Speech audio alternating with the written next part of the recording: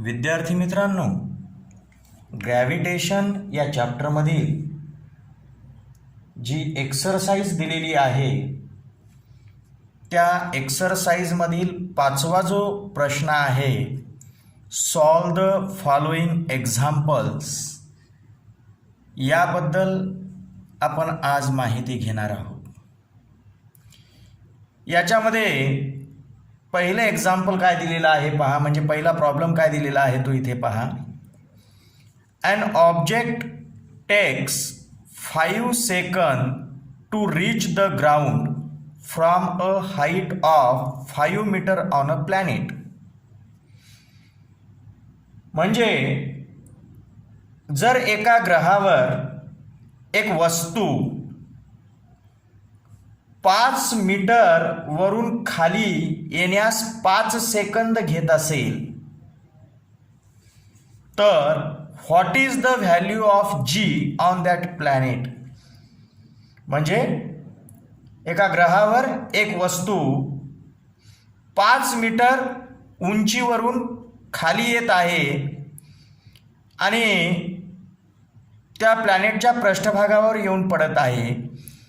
मग 5 मीटर उंचीवरून त्या प्लॅनेटच्या ग्राउंडवर येऊन पडण्यासाठी त्या वस्तूला 5 सेकंद एवढा वेळ लागत आहे.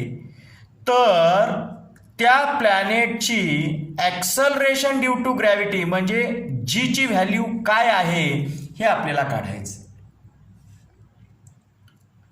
त्याप्रमाणे आपण या ठिकाणी ती माहिती पाहू आणि त्या प्लॅनेटवरील जीचे मूल्य आपण इथे काढूया. पहा, लक्षात घ्या, आपल्याला या ठिकाणी काय काय दिलेलं आहे ते अगोदर आपण गिव्हन मध्ये मांडून घेऊ. पहा, या ठिकाणी गिव्हन काय काय दिलेलं आहे ते अगोदर इथं लक्षात घ्या. एका ग्रहावर ती वस्तू 5 मीटर उंचीवरून खाली पडत आहे. म्हणजे तुम्हाला या ठिकाणी हाईट दिलेली आहे म्हणजेच डिस्टन्स किंवा डिस्प्लेसमेंट दिलेला आहे. त्याच्यासाठी आपण यस घेऊया. हाईटसाठी आपण यस घेऊ शकतो आणि हे डिस्टन्स किती कव्हर करत आहे, 5 मीटर. ते आपण इथं लिहून घेतलं आणि हे 5 मीटर अंतर कव्हर करून खाली पडण्यासाठी त्या वस्तूला वेळ म्हणजे टाइम किती लागत आहे, 5 सेकंद. तो टाइम आपण इथं लिहून घेतलाय. बरं, ती वस्तू जेव्हा पडत आहे तेव्हा सुरुवातीला त्या वस्तूची इनिशियल व्हेलॉसिटी 0 आहे. म्हणजे इनिशियल व्हेलॉसिटी 0 मीटर पर सेकंद आहे.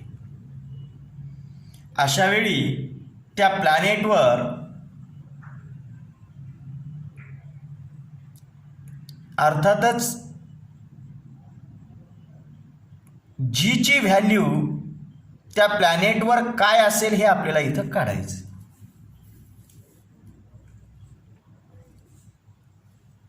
आपल्याला माहित आहे जी म्हणजेच ॲक्सलरेशन ड्यू टू ग्रॅव्हिटी. आपण एच्या ठिकाणी जीचा उल्लेख करतो.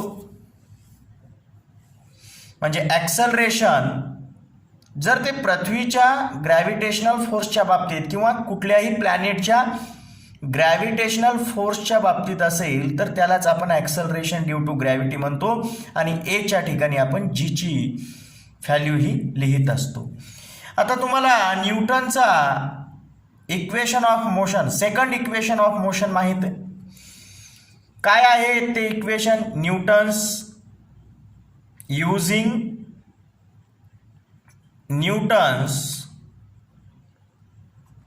Second equation of motion.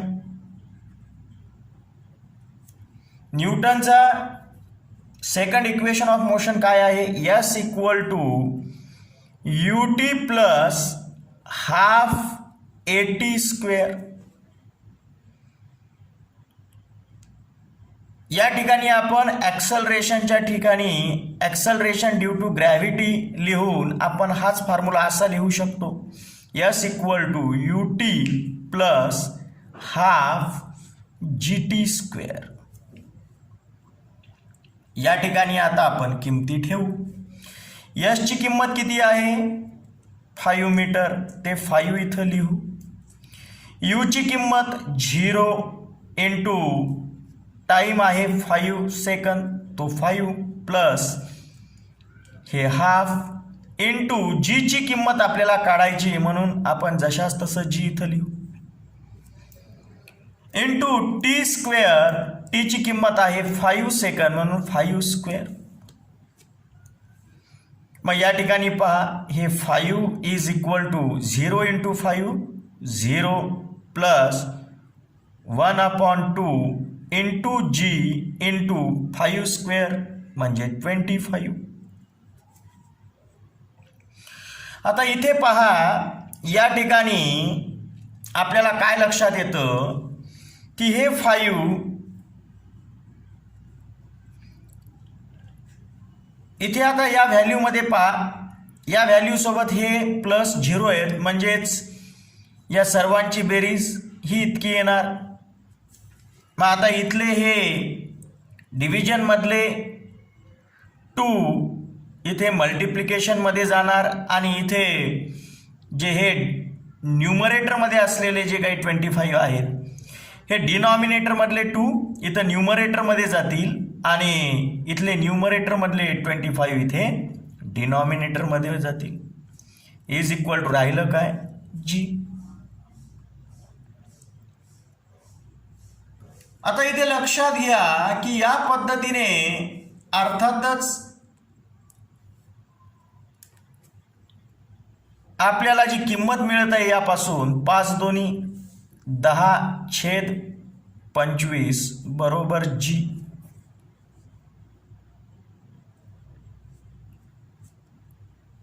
मग या ठिकाणी 25ने 10ला भाग जात नाही म्हणून आपण इथं पॉइंट घेतला. आता वर झाले 100. आता 25ने 100ला भाग जातो, 25 चोक 100. मग जीची व्हॅल्यू काय निघाली इथं, जीची व्हॅल्यू निघालेली आहे 0.4. हे ॲक्सलरेशन आहे आणि ॲक्सलरेशन आपण मीटर पर सेकंड स्क्वेअरमध्ये मोजतो आणि या पद्धतीने त्या प्लॅनेटवर जीची व्हॅल्यू ही आपल्याला किती दिसून येते 0.4 मीटर पर सेकंद स्क्वेअर.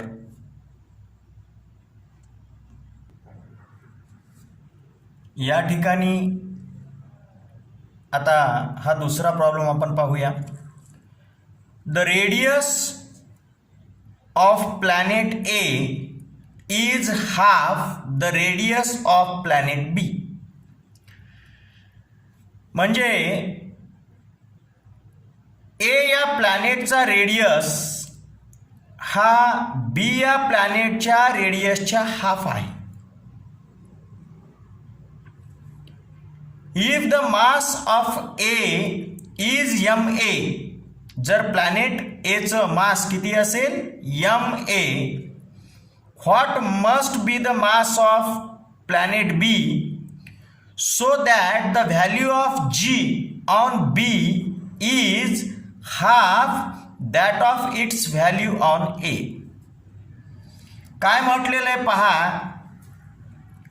की प्लॅनेट ए चा रेडियस हा प्लॅनेट बी च्या रेडियसच्या हाफ आहे. प्लॅनेट ए चं मास ma आहे, तर इथे लक्षात घ्या की जर प्लॅनेट बी ची जी ची व्हॅल्यू ही प्लॅनेट ए च्या व्हॅल्यूच्या हाफ असेल तर अशा वेळी प्लॅनेट बी चं मास किती असेल.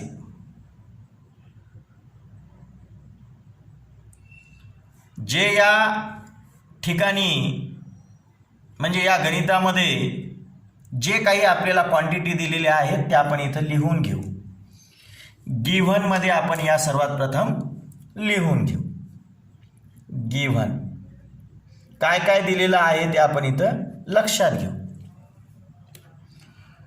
पहा काय म्हटलंय, radius of planet A is half the radius of planet B.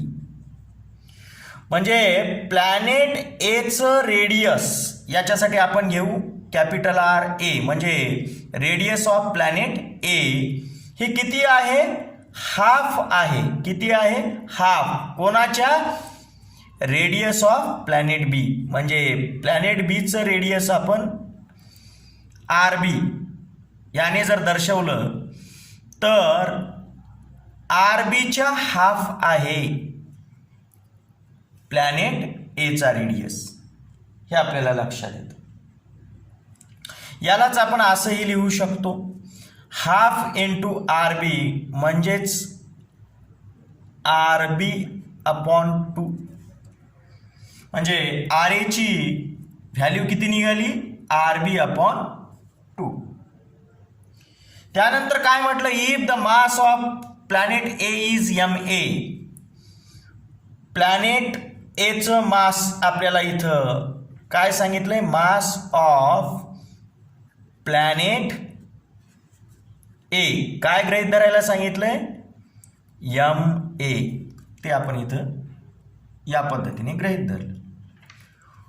What must be the mass of B. म्हणजे मास ऑफ प्लॅनेट बी आपण असं गृहीत धरू की M B.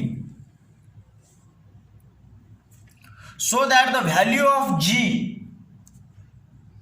On B is half that of its value on A. तर अशा वेळी बी प्लॅनेटवरील जे ॲक्सलरेशन ड्यू टू ग्रॅव्हिटी आहे ही किती असेल, half to the gravitational acceleration on planet A. Planet A वरील ॲक्सलरेशन ड्यू टू ग्रॅव्हिटी याच्या हाफ आहे प्लॅनेट बी वरील ॲक्सलरेशन ड्यू टू ग्रॅव्हिटी. याचा रेशो जर आपण काढला तर तो असा निघेल, जी बी हा गुणाकारातला जी ए इथे जी बी सोबत भागाकारात येईल तर समोर काय राहील, हाफ. हे आपल्याला लक्षात येतं. तर या पद्धतीने गिव्हनमध्ये या अशा किमती आपण लिहिलेल्या आहेत. आता इथे लक्षात घ्या की ॲक्सलरेशन ड्यू टू ग्रॅव्हिटी काढण्याचा फॉर्म्युला आपल्याला माहित आहे, G M upon R square. या ठिकाणी ए प्लॅनेटवरील ॲक्सलरेशन ड्यू टू ग्रॅव्हिटी काढण्यासाठी हाच फॉर्म्युला आपण कसा वापरणार, G A is equal to हे जी एक्स म्हणजेच युनिव्हर्सल ग्रॅव्हिटेशनल कॉन्स्टंट. हे यम म्हणजे मास ऑन प्लॅनेट ए. कारण आपण acceleration due to gravity planet A वरची काढणार असताल तर त्यावेळी आपल्याला मास ए प्लॅनेटचं इथं घ्यावं लागतं आणि रेडियस सुद्धा ए प्लॅनेटचा म्हणजेच आर स्क्वेअरच्या ठिकाणी आर ए स्क्वेअर. याच पद्धतीने G B acceleration due to gravity on planet B आपण या फॉर्म्युल्याने काढू शकतो, G M B upon R B square.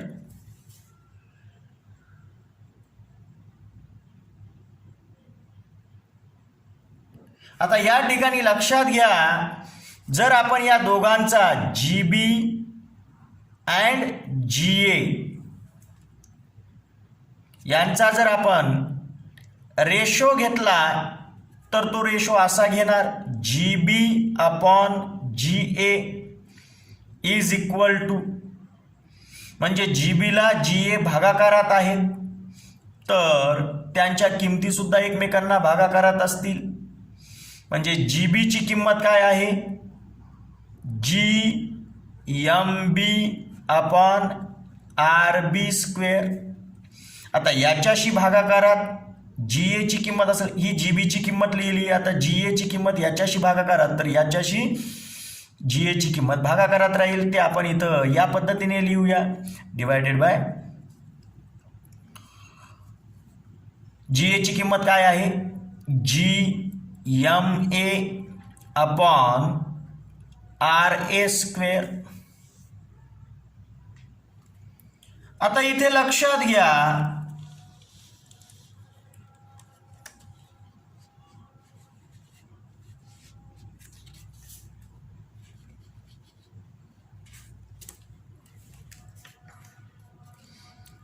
हे G B upon G A is equal two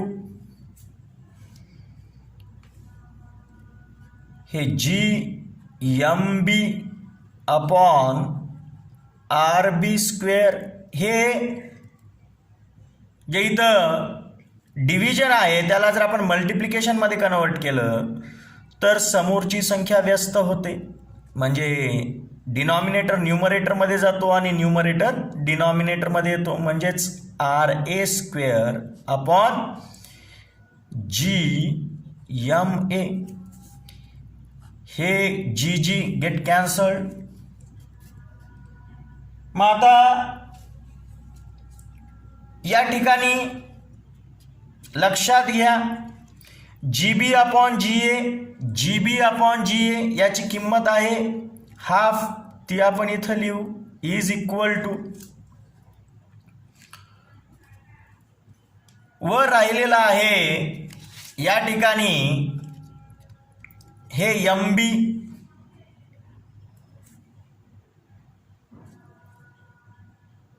upon R B square into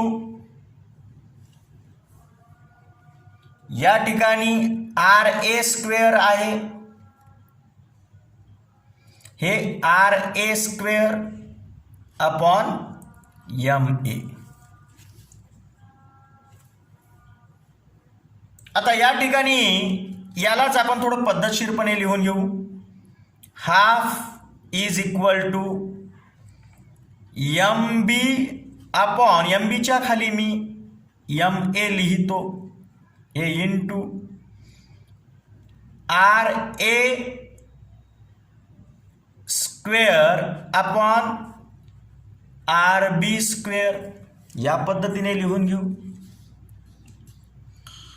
मग आता इथं लक्षात घ्या की आपण सुरुवातीलाच पाहिलंय, इथे लक्षात घ्या की आर ए ची व्हॅल्यू ही आर बी अपॉन 2 आहे. आर ए ची व्हॅल्यू काय आहे, आर बी अपॉन 2. जर आपण याला अशा पद्धतीने कन्वर्ट करून घेतलं तर काय होईल, R A is equal to R B upon 2, sorry हे 2. हे जर आर बी इथले गुणाकारातले डाव्या बाजूला आणले तर ते भागाकारात जातील. म्हणजेच काय होईल, R A upon R B is equal to हे आर बी इथं आल्यामुळे इथे 1/2. म्हणजे काय आली किंमत, आर ए अपॉन आर बीची, म्हणजे आर ए अपॉन आर बी हा जो रेशो आहे हा याची किंमत निघाली 1/2. आणि आपल्या या ठिकाणी पहा, या ठिकाणी गणितामध्ये इथे R A upon R B आहे, R A square upon R B square. R A upon R B याची किंमत काय राहील, 1/2 राहील. ती आपण इथं ठेवू. मग इथे लक्षात घ्या 1/2 is equal to M B upon M A into, आता 1/2 ही आपण किंमत ठेवली त्याचा हा स्क्वेअर. आर ए आणि आर बी यांचा स्क्वेअर आहे आणि आर ए आणि आर बीची किंमत 1/2 आहे, मग त्याचा आपण हा स्क्वेअर घेतला. आता हीच माहिती आपण पुढे या ठिकाणी कंटिन्यू करू. पहा, हे 1/2 ला 1/2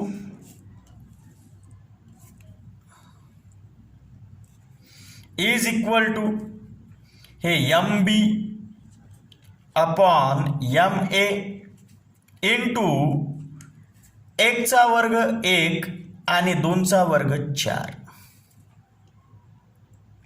आता इथे लक्षात घ्या, हे भागाकारातले 4 जर आपण डाव्या बाजूला आणले तर गुणाकारात जातील, म्हणजे 1 गुणिले 4 भागिले 2 बरोबर M B upon M A. भाग द्या, बेकबे बेदोनी 4 म्हणजे काय आलं, 2 बरोबर M B upon M A. म्हणजेच हे भागाकारातले एम ए इकडे जर लेफ्ट हँड साईडला आणले तर ते गुणाकारात येतील. 2 MA is equal to M B. म्हणजेच mass of planet B is equal to twice to the mass of planet A. हे आपल्याला इथं लक्षात येतं. तर अशा पद्धतीने अर्थातच आपल्याला ही माहिती इथं लक्षात येते की त्या ठिकाणी प्लॅनेट बीचं मास किती असलं पाहिजे, प्लॅनेट एच्या मासच्या दुप्पट असलं पाहिजे, हे लक्षात येतं.